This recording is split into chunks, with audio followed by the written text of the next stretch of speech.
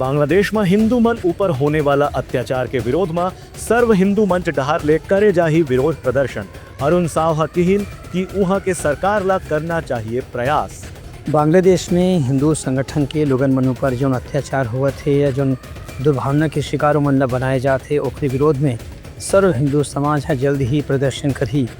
इस संबंध में उप मुख्यमंत्री अरुण साव के गहन निर्देश की बांग्लादेश में जो अंतरिम सरकार है वो वहाँ रहने वाला हिंदू मन की रक्षा करे में अभी तक नाकाम साबित हुए है।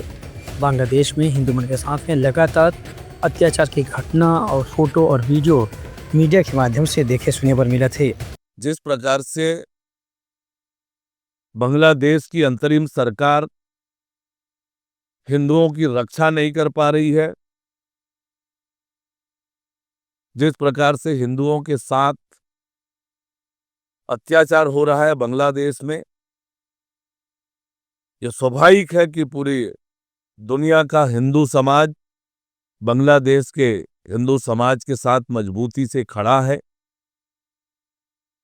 बांग्लादेश जागे, अपने देश के अल्पसंख्यक हिंदू भाइयों की रक्षा करे।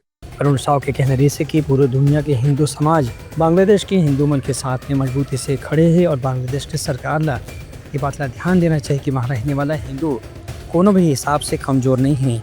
यदि वहाँ रहने वाला हिंदू मन के ऊपर अत्याचार करे जाही तो एकर असर पूरा दुनिया भर में हो सकत है और बांग्लादेश के सरकार से सवाल भी करे जा सकत है।